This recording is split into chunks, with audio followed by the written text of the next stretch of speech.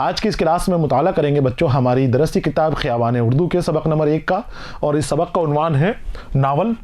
बच्चों इस सबक में मुंशी प्रेमचंद का नावल बेवा सबक के तौर पर आपके लिए शामिल किया गया है। इस सबक में नावल की तारीफ़ दे रखी है, नावल की तारीख़ के हवाले से भी मुख्तसर मालूमात यहाँ पर दी गई है, साथ ही मुंशी प्रेमचंद के हवाले से भी अहम मालूमात सबक के अंदर फराहम कराई गई है। सबक को मैंने कई हिस्सों में तकसीम किया है। पहले हिस्से में हमने नावल के हवाले से बात की, नावल क्या होता है, किस तरह से लिखा जाता है, नावल की तारीफ़ क्या है और नावल की उर्दू अदब में तारीख़ क्या है, किस तरह से उर्दू अदब में राइज हुआ, इन हवालात से हमने मालूमात हासिल की है। दूसरे हिस्से में हमने मुंशी प्रेमचंद की सवाने हयात का मुताला किया है, मुंशी प्रेमचंद की ज़िंदगानी के हवाले से और साथ ही खुसूसियात कलाम और तर्ज तहरीर के हवाले से भी हमने मालूमात हासिल की है। इसके बाद के हिस्सों में हम मुंशी प्रेमचंद का नावल बेवा का मुताला कर रहे हैं। बेवा के कुल 17 बाब हैं, 17 चैप्टर्स हैं, लेकिन सबक में आपके लिए 9 चैप्टर, 8 चैप्टर मुकम्मल और 9वें चैप्टर का कुछ हिस्सा सबक के तौर पर शामिल किया गया है। यहाँ अलग अलग हिस्सों में हम तफसील करके उन 9 बाब का मुताला कर रहे हैं, 9 बाब को समझ रहे हैं। यहाँ पर मैं सबक के 5वें हिस्से के साथ आपके सामने हाजिर हूँ, जो नावल बेवा का तीसरा चैप्टर है, तीसरा बाब है। इससे पहले 2 बाब का हम मुताला कर चुके हैं, 2 बाब को हम समझ चुके हैं। पहले बाब के अंदर हमें बाबू अमृत राय और दाननाथ की कहानी से तारुफ कराया गया था। बाबू अमृत राय एक जिम्मेदार शख्स हैं और अपनी जिम्मेदारी समझते हुए अपने आप को मुआशरे के लिए पेश करते हुए ये पेशकश रखते हैं, तजवीज़ करते हैं कि वो किसी विधवा से शादी करेंगे, क्योंकि वो भी विदुर हैं, उनकी बीवी का इंतकाल हो चुका है। एक तकरीर में वो गए थे और वहाँ उस तकरीर से मुतासिर होकर ये अहद कर लेते हैं कि अब वो किसी कुंवारी लड़की से शादी नहीं करेंगे। इनके दोस्त हैं दाननाथ, ये इन्हें खूब समझाने की कोशिश करते हैं कि विधवा से शादी करना अच्छी बात नहीं है, धर्म भ्रष्ट हो जाएगा और इस तरह की बातें करना हमारे धर्म का अपमान है, नहीं करनी चाहिए। और समझाते हैं प्रेमा जो इनकी महबूबा है, जो उनकी माशूका है बाबू अमृत राय की, उससे भी शादी होने वाली है, 1 महीने बाद ही शादी है, शादी से इनकार कर चुके हैं। तो दाननाथ समझाते हैं कि प्रेमा के दिल के ऊपर क्या बीतेगी, उससे शादी कर लेनी चाहिए आपको, लेकिन वो राजी नहीं होते।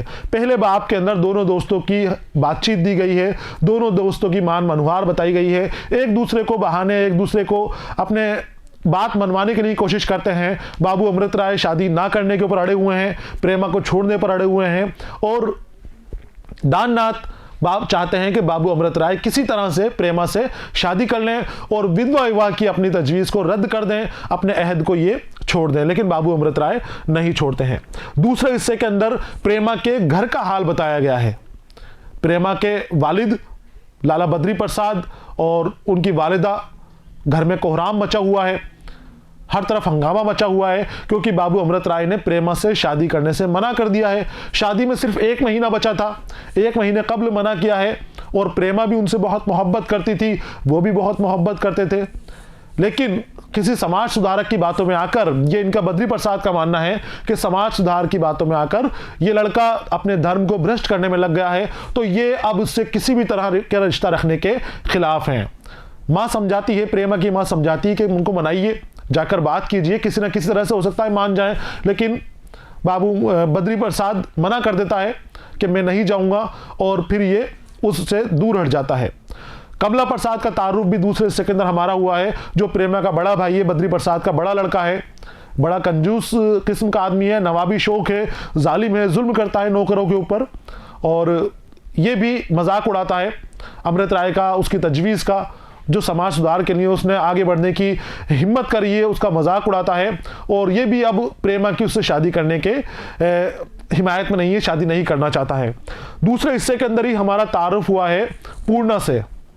पूर्णा वसंत कुमार की बीवी है, जो प्रेमा के पड़ोसी हैं, एक सरकारी दफ्तर के अंदर ही काम करते हैं, कुछ इनकम है, थोड़ी सी इनकम है, और जैसे तैसे करके इनका घर का गुजारा चलता है, कोई बहुत बड़ी आमदनी वाला इनका घर नहीं है।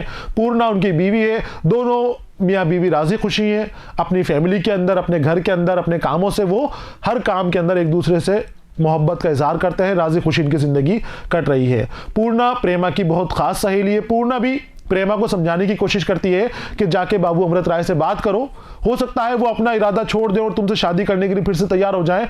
लेकिन प्रेमा मना कर देती है पूर्णा को कि तुम भी बात मत करना और मैं भी बात नहीं करूंगी। उन्होंने कार्य खैर का जज्बा अपनाया है, मैं उस कार्य खैर में जो वो करना चाहते हैं रोड़ा नहीं बनूंगी, अड़ंगा नहीं बनूंगी, उनकी रास्ते का कांटा नहीं बनूंगी। यहां पर हमारा दूसरा बाब भी मुकम्मल हो जाता है।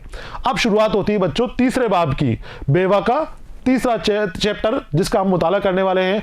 इस हिस्से के अंदर पूर्णा की जिंदगी और उसके हालात बताए जाएंगे। पूर्णा का वसंत कुमार से मोहब्बत का जज्बा बताया जाएगा, वसंत कुमार का पूर्णा के लिए इसार और कुर्बानी बताई जाएगी, और साथ ही वसंत कुमार का इस हिस्से के अंदर इंतकाल भी हो जाएगा। यानी पूर्णा जो खुशहाल है, शादीशुदा है, अभी ये बाबू अमृत राय की तहरीक को ख़राब मानती है, उसको हकीर मानती है, वो खुद एक विधवा बन जाएगी। और फिर उसकी ज़िंदगी किस तरह से आगे बढ़ती है वो अगले बाब में, अगले चैप्टर्स के अंदर हमें पता चलेगा।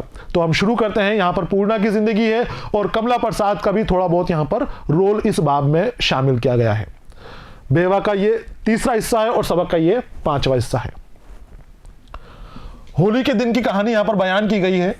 होली का दिन आया, मोहल्ले के दो चार फिक्रे जमा हो गए, बेफिक्रे, जिनको कोई फिक्र नहीं होती, खाने कमाने की कोई फिक्र नहीं होती, वो अब जमा हो गए हैं। होली का दिन है, कोई मिर्च पीसने लगा, कोई बादाम छीलने लगा। ये कहानी बताई गई है वसंत कुमार के घर की। वसंत कुमार के घर के बाहर जो चौक है, उस चौक के यहां से कहानी शुरू हो रही है। वसंत कुमार को भांग का खूब शौक था, भांग को कूटते थे, तरह तरह से उसको बनाते थे और वो लोगों को पिलाते थे।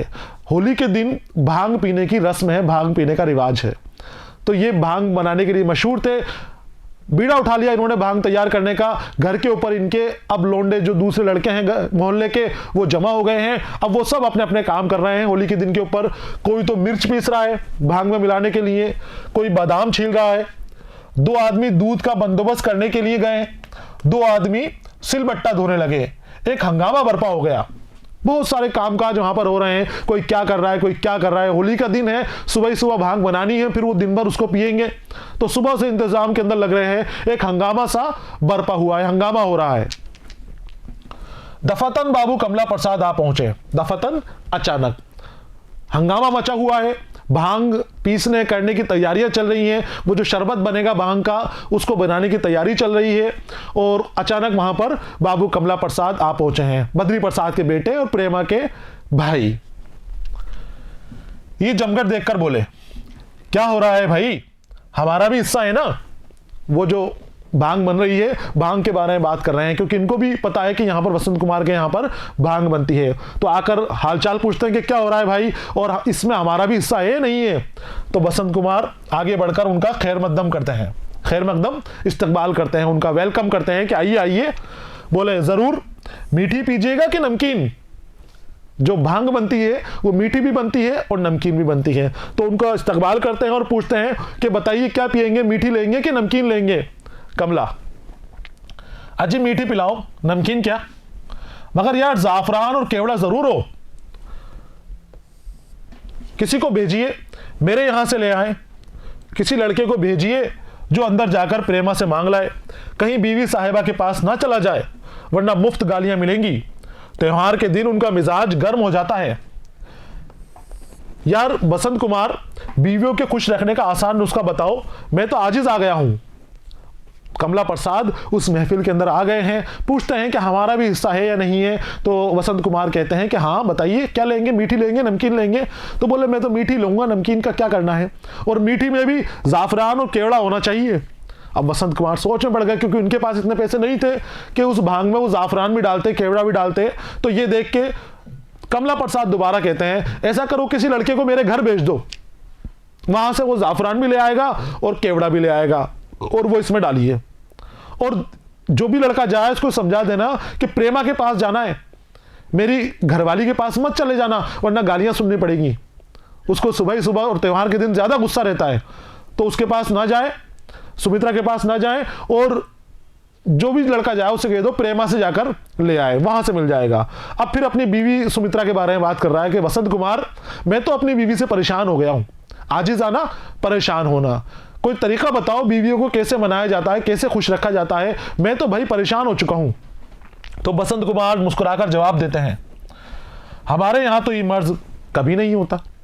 तुम कह रहे हो बीवी से परेशान हो गए, आजिज आ गए हो, उकता गए हो, हमारे यहाँ पर तो ऐसा नहीं होता।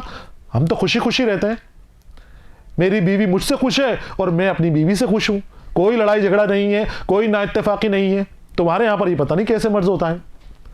तो कमला उससे पूछता है, तो यार तुम बड़े खुश नसीब हो, क्या पूर्णा तुमसे कभी नहीं रूठती? बसंत, कभी नहीं। कमला, कभी किसी चीज के लिए जिद नहीं करती? बसंत, कभी नहीं। यहां तो दुआ में कैद हो गई है। बसंत, कभी नहीं। तो फिर उसके बाद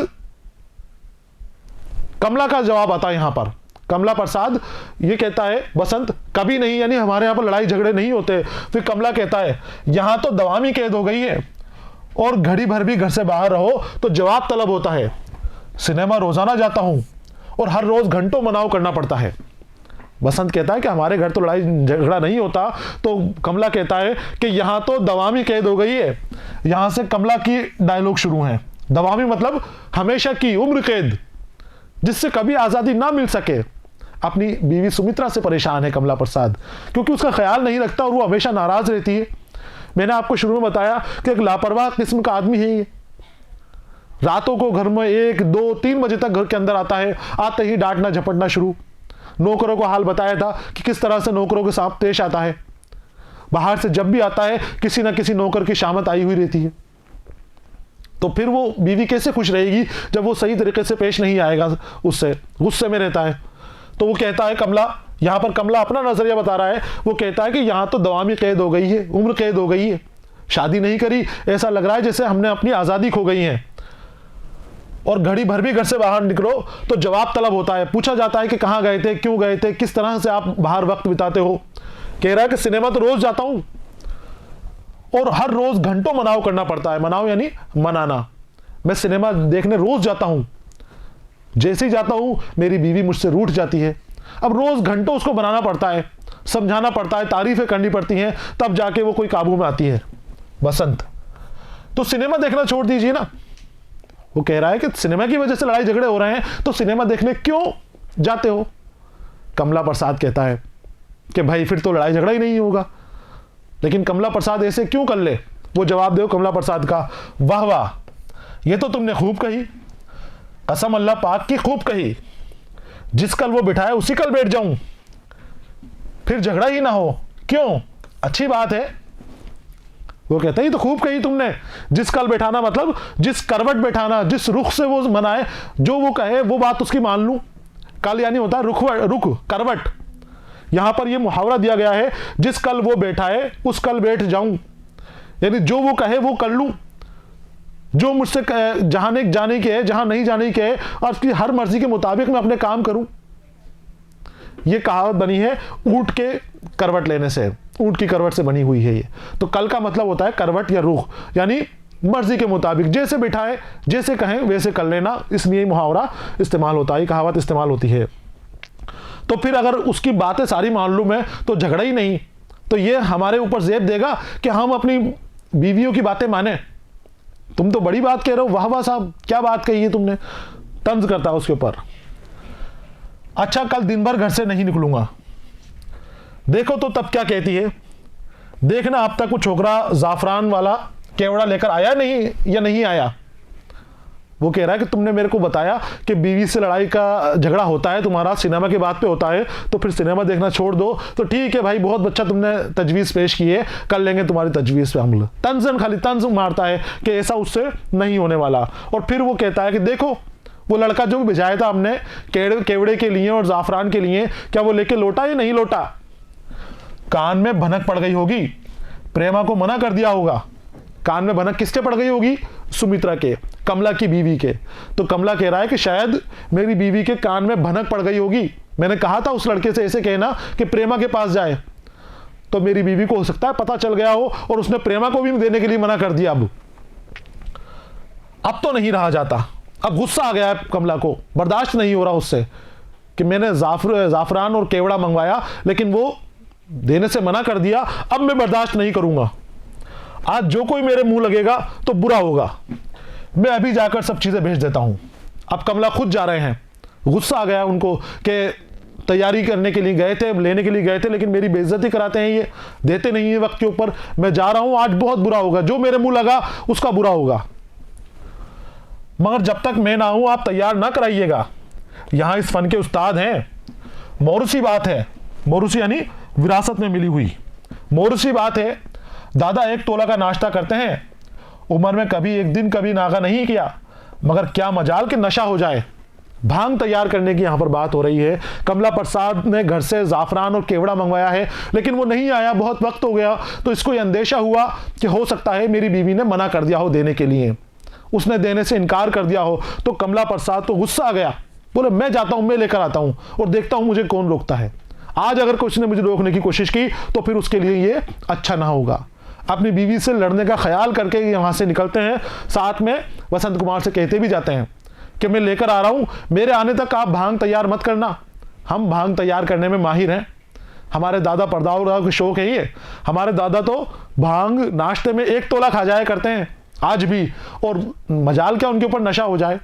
ये कहकर जाते हैं कि ये हम करेंगे। मौरूसी मतलब बच्चों मैंने बताया आपको विरासत में मिला हुआ, विरासती काम जो खानदानी काम होता चला रहा है वो काम है। तो हम ऐसी भांग तैयार करते हैं, ऐसा भांग का पानी तैयार करते हैं कि जिसको पीकर इंसान खुश हो जाए और कोई नशा उसके ऊपर ना चढ़ पाए। ये कहकर कमला प्रसाद झल्लाए हुए घर चले गए। बसंत कुमार किसी काम से अंदर गए तो देखा कि पूर्णा उपटन पीस रही है। पंडित जी के ब्याह के बाद ये दूसरी होली थी। पहली होली में बेचारे खाली हाथ थे। यहां पर वसंत कुमार की जिंदगी बयान की जा रही है, पूर्णा के शौहर वसंत कुमार। अब पूर्णा की और वसंत कुमार की कहानी यहां पर है।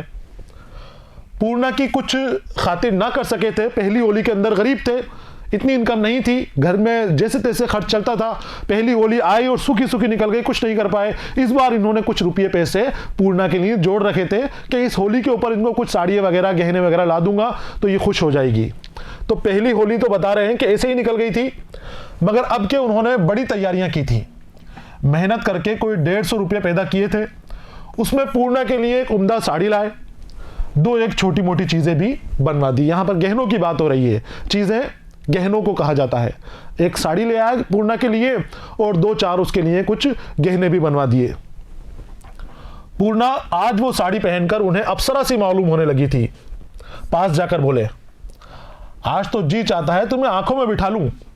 पूर्णा ने वही साड़ी पहन रखी थी जो ये खरीद कर लेकर आए थे।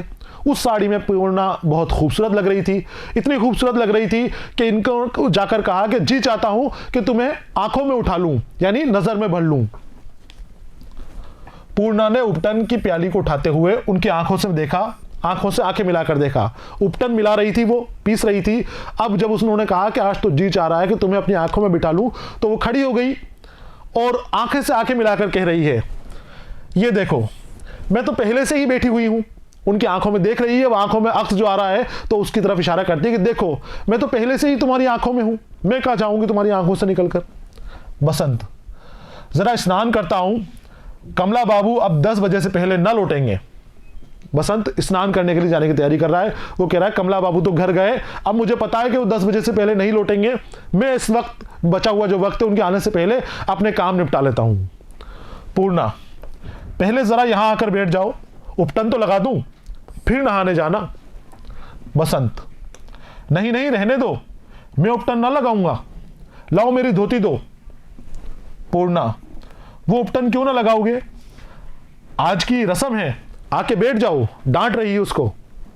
बसंत, बड़ी गर्मी है, बिल्कुल जी नहीं चाहता। उपटन लगाने की कोशिश कर रही है और वो होली के दिन एक दूसरे को रंग लगाने की शुरुआत हो रही है। बसंत कुमार कह रहा है कि गर्मी है, मैं नहीं लगाऊंगा, मैं पहले नहा के आ जाऊं और उसके बाद फिर हम होली वगैरह का काम करेंगे, तो मुझे जाने दो अभी। लेकिन पूर्णा डांट रही है कि नहीं, बैठना पड़ेगा, तुम्हें उपटन लगाना पड़ेगा। एक मियाँ बीवी के बीच जो मोहब्बत होती है, उस मोहब्बत का इजहार यहाँ पर इन अल्फाज से, इस छोटी छोटी बातों से यहाँ पर फिक्रों से किया जा रहा है। पता चल रहा है कि वसंत कुमार में और पूर्णा में कितनी मोहब्बत है, दोनों एक दूसरे को दिलो जान से चाहते हैं। वसंत कुमार मना कर रहा है कि नहीं, मैं उपटन नहीं लगाऊंगा, रहने दो मुझे, धोती दे दो मुझे और मैं नहाने जा रहा हूं।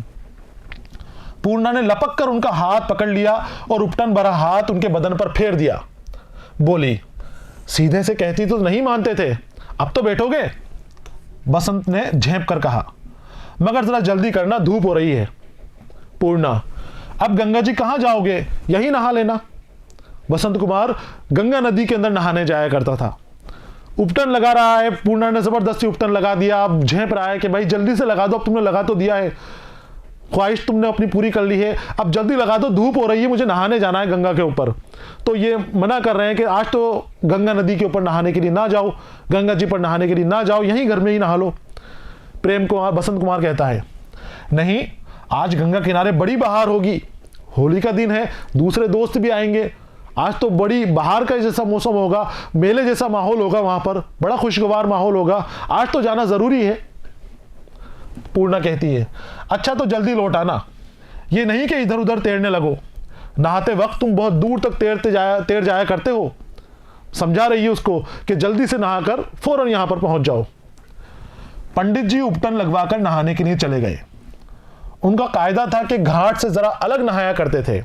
घाट नहाने की जगह बना दी जाती है, लेकिन पंडित जी उस जगह से अलग हटकर नहाया करते थे। वहां जो सभी लोग नहाते हैं वहां नहीं नहाया करते थे, क्योंकि अच्छे तैराक थे, तैराकी में दूर निकल जाया करते थे। और बताया गया है कि कई बार तो शहर के बड़े बड़े तैराकों को इन्होंने तैराकी की जो वहां पर रस्म होती थी, तैराकी होती थी, उसके अंदर हराया है, इन्होंने बड़े बड़े लोगों को हराया है।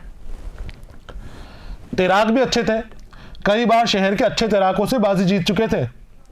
अगरचे आज घर से वादा करके चले थे कि तैरूंगा नहीं, मगर हवा के हल्के हल्के झोंके और साफ पानी में उठती हुई लहरें ऐसी भली मालूम होती थी कि दिल तैरने के लिए बेकरार हो गया था। पूर्णा ने मना करा था कि आज तैरना मत, नहाकर घाट पर ही नहाकर और जल्दी आ जाना, मैं इंतजार करूंगी तुम्हारा।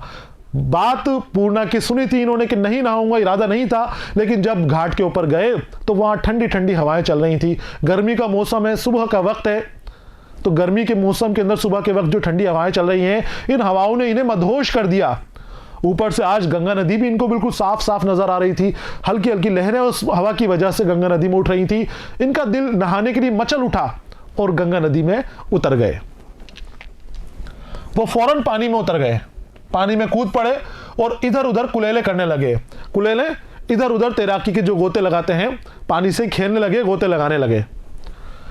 दफतन उन्हें मझधार में कोई सुर्ख चीज बहती हुई नजर आई। दफतन अचानक उसे बीच मझधार के अंदर कोई सुर्ख चीज तैरती हुई नजर आई, पानी के बीच में कुछ तैर रहा था। गौर से देखा तो कमल थे, आफताब की शुआओं में चमकते हुए वो ऐसे खुशनुमा मालूम होते थे कि बसंत कुमार का जी उन पर ललचा उठा। दूर से कुछ सुर्ख रंग की चीजें पानी में लहरें मारती हुई नजर आ रही थी, हिलती हुई नजर आ रही थी। उन्होंने गौर से देखा तो वहां कमल के फूल थे जो कहीं से बहते हुए आ गए थे और पानी के साथ वो बह रहे थे, और वो इतने खूबसूरत लग रहे थे क्योंकि सुबह का वक्त था और गुलाबी कमल थे, वो लाल कमल थे। उनके ऊपर जब सूरज की किरणें पड़ी तो उनकी खूबसूरती में और इजाफा हो गया, आग से जलती हुई महसूस हुई। ये उसको लपकने के लिए दौड़ पड़े। उनको लगा कि ये कमल में ले आऊंगा और पूर्णा के लिए इस कमल के झुमके बनाऊंगा। आज होली का दिन है, पूर्णा इन कमल के झुमकों में कितनी खूबसूरत लगेगी, उसको निकाल लेने के लिए वो निकल पड़े। जबकि वो पानी के अंदर बहुत आगे थे, बहुत दूर की तरफ थे वो, और ऊपर वो बह रहे थे तो और आगे भी बढ़ते जा रहे थे। बसंत का जी उनके ऊपर ललचा उठा। सोचा कि अगर ये मिल जाए तो पूर्णा के कानों के लिए झुमके बनाऊंगा। उसकी खुशी का अंदाजा करके उनका दिल नाच उठा। बीच धार तक तैर जाना उनके लिए कोई बड़ी बात नहीं थी। उन्हें पूरा यकीन था कि मैं फूल ला सकता हूं, जवानी दीवानी है। ये ना सोचा कि जो जो मैं आगे बढ़ूंगा फूल भी तो बढ़ेंगे। उनकी तरफ चले और कोई 15 मिनट में मझधार में पहुंच गए। दूर फूल नजर आ रहे थे, जोश में आ गए कि ये फूल अगर पूर्णा के गले में होंगे, पूर्णा के लिए मैं इनके लिए झुमके बनाऊंगा तो पूर्णा इन फूलों के अंदर कितनी खूबसूरत लगेगी। जवानी दीवानी बताई गई है, यानी जवानी सोचती नहीं है, ये नहीं देखती कि आगे क्या होने वाला है, जोश और जज्बे से लबरेज है, कुछ कर गुजरना चाहते हैं अपनी महबूबा के लिए, अपनी पत्नी के लिए। वो चाहते हैं कि इसको मैं खुश कर दूं, और खुश करने का जरिया इनको नजर आया कि वो कमल लगे हुए हैं, वो कमल अगर मैं उसको ले जाकर दे दूंगा, उसके झुमके उसके लिए बना दूंगा तो बहुत खुश होगी। जोश के लबरेज हैं और सामने मझधार के अंदर फूल हैं। गोता मारा और वो आगे बढ़ पड़े। ये नहीं पता कि वो भी तो पानी में बह रहे हैं। जैसे जैसे मैं आगे बढ़ूंगा वो फूल भी आगे बढ़ते चले जाएंगे और पानी के बीच में चले जाएंगे। बहुत दूर तैरते हुए चले गए, तैरते तैरते उस मझधार के करीब पहुंच गए जहां पर इन्होंने शुरू में फूल देखा था। लेकिन फूल तो अब और आगे बढ़ गए थे, और आगे की तरफ चले गए थे। मगर वहां जाकर देखा तो फूल उतने ही दूर आगे थे। अब कुछ थकान मालूम होने लगी थी। बहुत दूर से तैरते हुए आ गए थे, पानी के बीच में आ गए थे। गंगा नदी का अर्ज बहुत ज्यादा होता है, वहां पर पहुंच गए हैं, लेकिन अब थकान का एहसास होने लगा है। मगर बीच में कोई रेत भी ना पड़ती थी जिस पर बैठकर दम लेते। गहरा पानी था, बीच में कोई रेत नहीं थी, कोई टापू नहीं था कि वहां पर थोड़ी देर रुक के वो आराम कर लेते। पानी ही पानी था, चारों तरफ पानी हो गया था, इनके बीच में पहुंच गए थे और ऊपर से तैरने की वजह से थक भी गए थे। आगे ही बढ़ते गए, कभी हाथ कभी पैरों से जोर लगाते फूलों तक पहुंचे। मगर उस वक्त तक कुल आज़ा सुस्त पड़ गए थे। कुल आज़ा जिस्म के उज़ू, जिस्म के आज़ा सुस्त पड़ गए थे, पूरा बदन ढीला पड़ गया था इनका। तैरते तैरते तैरते तैरते ये थक गए थे और बहुत ज़्यादा थक गए थे। इतना थक गए थे कि फूल अब सामने आ गए हैं, लेकिन फूलों को तोड़ने के लिए भी इनका हाथ आगे नहीं बढ़ रहा है। फूलों को अपने दांतों से पकड़ लिया और दांतों में दबा के दोबारा मुड़ने के लिए देखा तो इनके होश उड़ गए, क्योंकि नदी के बहुत दूर आ गए थे। किनारा बहुत दूर नजर आ रहा था और उस तक पहुंचना अब मुमकिन नजर नहीं आता था। यहां तक कि उन्होंने जब फूलों को पकड़ने के लिए हाथ बढ़ाना चाहा तो हाथ ना उठ सका। इतने थक गए थे कि अब तो फूल भी नहीं तोड़े जा रहे थे, फूल भी खींचे नहीं जा रहे थे। आखिर उनको दांतों में दबा लिया और पलट पड़े। मगर जब वहां से उन्होंने किनारे की तरफ देखा तो ऐसा मालूम हुआ गोया हजारों कोस की मंजिल है। बहुत दूर किनारा नजर आ रहा था। घबरा गए वहीं पर। बदन बिल्कुल निढाल हो गया था और पानी का बहाव भी खिलाफ था। वहां से किनारे से और इतने बीच तक पानी के यहां पर आए, उसी में इनको बहुत मेहनत हुई थी, आने में ही थक गए। अब जाना तो धार के खिलाफ था, जो बहाव आ रहा था बहाव के खिलाफ जाना था इनको, तो ये तो और भी ज्यादा थकान वाला और भी ज्यादा मेहनत का काम था। और हाथ इनके इतने सुस्त हो गए थे कि जरा सा भी उठ नहीं रहे थे, जरा सा भी चल नहीं रही थे। पैर भी सुस्त हो गए थे। अब दोबारा लौटने की इनकी हिम्मत नहीं थी। इनका हौसला दम तोड़ता जा रहा था। उनकी हिम्मत छूट गई, हाथ पैर ढीले पड़ गए। करीब कोई कश्ती या डोंगी न थी और किनारे तक आवाज ही ना पहुंच सकती थी। जब देखा कि कुछ नहीं हो सकता तो इधर उधर नजर फैलाई कि कहीं कोई कश्ती नजर आ जाए, कोई डोंगी नजर आ जाए कि उसमें बैठकर उसको आवाज लगाकर मैं आगे पहुंच जाऊं। लेकिन सुबह का वक्त था, इस वक्त क्या कश्तियों का काम है, क्या डोंगियों का काम है। और इतने दूर यहां पर आ गए, इतनी दूर तक तो कोई तैरने वाला भी इनके पास नहीं था, कोई साथ नहीं था जो इनको बचा कर ले जाए। किनारे की तरफ देखा तो इतने दूर किनारा था कि चिल्लाते तो वहां तक आवाज भी नहीं पहुंच पाती थी। तो वहां छटपटाने लग गए पानी के अंदर। समझ गए यही घर के दरिया होना पड़ेगा। समझ में आ गया था उनको, घर के दरिया, इस दरिया में मुझे अब यहां पर डूबना ही पड़ेगा, मेरा आखिरी वक्त करीब आ गया है। एहसास हो गया उनको। एक लम्हे के लिए पूर्णा की याद आई। हाय, वो उनकी राह देख रही होगी। उसे क्या मालूम वो अपनी जिंदगी का खात्मा कर चुके। बसंत कुमार ने एक बार फिर जोर लगाया, मगर हाथ पैर ना हिल सके। अब उनकी आंखों से आंसू जारी हो गए। किनारे पर से लोगों ने उन्हें देखा। 2-4 आदमी पानी में कूद पड़े, मगर एक ही लम्हे में बसंत कुमार लहरों में समा गए। सिर्फ कमल के फूल पानी में तैरते रह गए। गोया जिंदगी का खात्मा हो जाने के बाद उसकी नाकाम आरजुएं अपना खूनी जलवा दिखा रही थी। पानी से निकलने की कोशिश की, हाथ पैर मारे, लेकिन बीच में थे, पानी बहुत गहरा था, किनारे तक अब पहुंच नहीं सकते थे। उनकी छटपटाहट और तड़पड़ाहट जो शुरू हुई, पानी के अंदर इन्होंने छटपटाना शुरू किया तो दूर से कुछ लोगों ने देखा भी, कूदे भी पानी के अंदर, लेकिन बहुत दूर थे, वो यहां तक नहीं पहुंच सकते थे। इतने में ही प्रेम कुमार, बसंत कुमार दरिया में समा गए, पानी में डूब गए। यहां पर बच्चों एक चीज भी बता रखी है कि बहुत अच्छे तैराक थे, शहरी तैराकों को हरा दिया करते थे। जो शहर के तैराक वहां पर आते थे तैरने के लिए, कई बार उनसे बाजी जीती है, तरह तरह के उनको गोते आते थे, लेकिन फिर भी ये पानी के अंदर डूब गए। तो जब भी कभी पानी में जाएं, पानी के आसपास जाएं, तो बहुत ख्याल से, बहुत अपने आप को देखते हुए जाएं कि आप क्या कर सकते हैं। कभी भी जोश और जज्बे के अंदर इस तरह की हरकतें ना करें जो आपकी जान के ऊपर भारी पड़ जाए। यहाँ अपनी मोहब्बत के जोश में, जवानी के जोश में ये चले गए पानी के बीच में, और फिर इतने आगे पहुंच गए, इतने बीच में चले गए पानी के कि वहां से दोबारा आना नामुमकिन था, और वहां पर ये पानी के अंदर ही गर्क हो गए, पानी के अंदर ही इनकी समाधि हो गई। और फिर वो बहते हुए पता नहीं कहां चले कहां नहीं चले, कुछ नजर नहीं आ रहा था, सिर्फ वो कमल के फूल दोबारा पानी के अंदर तैरते हुए ऊपर आ गए हैं, वो सुर्ख बन गए हैं, और वो अब जिंदगी की उन ख्वाहिशात की अलामत की तरह वहां पर मौजूद हैं जो पूरी ना हो सकी। जिस तरह से इंसान ख्वाहिशात करता है, तमन्नाएं उसकी जाहिर होती हैं, जिंदगी खत्म हो जाती है लेकिन ख्वाहिशें पूरी ना होती। जिंदगी पूरी हो जाती है लेकिन ख्वाहिशें और तमन्नाएं उसकी बढ़ती जाती हैं। वो कमल भी उन ख्वाहिशात की तरह अपने खूनी जलवे दिखा रही थी, वो नदी के अंदर तैर रही थी। प्रेम वसंत कुमार अब डूब चुके थे, वसंत कुमार अब खत्म हो चुके थे, अब उनका नामो निशान भी नहीं बचा था। यहां पर अब पूर्णा भी विधवा हो चुकी थी। अभी तक जिंदगी के लिए उसका नजरिया अलग था, अब उसका नजरिया बदलने वाला है। अभी वो जिंदगी अपने शौहर की नजर से देख रही थी, वसंत कुमार की नजर से देख रही थी। वो कहती थी खवातीन को इस्लाह की जरूरत नहीं है, औरतों को सुधार की जरूरत नहीं है, औरतों के मसाइल को ऊपर उठाने की जरूरत नहीं है। आदमी अगर अपनी हालत सुधार लें तो औरतें तो अपने आप सुधर जाएंगी, औरतें सुधरी हुई हैं, औरतों में खराबी नहीं है। लेकिन अब पूर्णा का नजरिया बदलने वाला है। अब पूर्णा बेवा हो गई है, अब वो देखेगी कि बेवाओं की जिंदगी में किस तरह से दुख दर्द और गम भरे रहते हैं, बेवाओं की जिंदगी किस तरह से गुजर होती है। अब पूर्णा को ये बात समझ में आ जाएगी।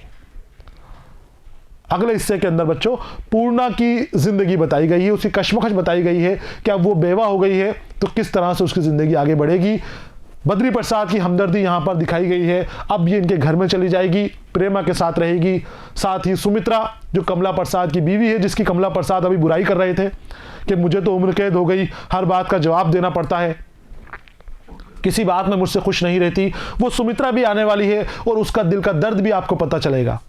यहां पर खवातीन के मसलों को उठाया गया है, बताया गया कि खवातीन किस तरह से घरों में रहते हुए परेशान रहती हैं। यहां पर पूर्णा की हालत बताई गई है कि वो विधवा होकर परेशान है, और सुमित्रा की हालत भी बताई जाएगी अगले हिस्से में कि वो विधवा ना होकर शादीशुदा होकर भी परेशान है। घर वालों को कई बार खत लिख चुकी है कि मुझे यहां से ले जाओ, मुझसे यहां नहीं रहा जाता, मुझे ये दुख दर्द बर्दाश्त नहीं होते। बस कमला प्रसाद से उसको जरा सी खुशियां नहीं मिली, कभी खुशियां नसीब नहीं हुई। वो कहती है कि ये इमारत एक दिन ढह जाएगी, ये घर एक दिन बर्बाद हो जाएगा, क्योंकि आहें उसकी जुड़ी हुई हैं, उसका दर्द उसके साथ जुड़ा हुआ है। यहां पर पूर्णा के साथ ही सुमित्रा की जिंदगी के हाल भी बड़ी खूबसूरती के साथ बयान किए गए हैं, और प्रेमा अब इसके साथ यहां पर रहेगी तो उसके भी जज्बात क्या हैं अब पूर्णा के लिए, वो क्या सोचती है, वो भी नजरिया यहां पर अगले हिस्से के अंदर सामने आएगा। तो खवातीन के मसले के ऊपर उठाया गया है, और खवातीन का जो हाल है वो उस वक्त बहुत ज़्यादा ख़राब था। अब सुधार की कोशिशें की गई हैं, समाज सुधारकों ने इस्लाह करने की कोशिश की है, मुआशरे के अंदर सुधार लाने की कोशिश की है, कोशिशें उनकी रंग भी ला रही हैं, लेकिन अभी भी पूरी तरह से हम मुकम्मल अपने काम को नहीं कर पाए हैं, मुकम्मल तौर पर महिलाओं की, खवातीन की, औरतों की हालत को नहीं सुधार पाए हैं, और उसके लिए बहुत ज़्यादा कोशिश करने की ज़रूरत है। अगले हिस्से के अंदर बच्चों आपसे फिर मुलाकात होगी, तब तक इन इंतज़ार कीजिए, पढ़ते रहिए, खुश रहिए, अलविदा।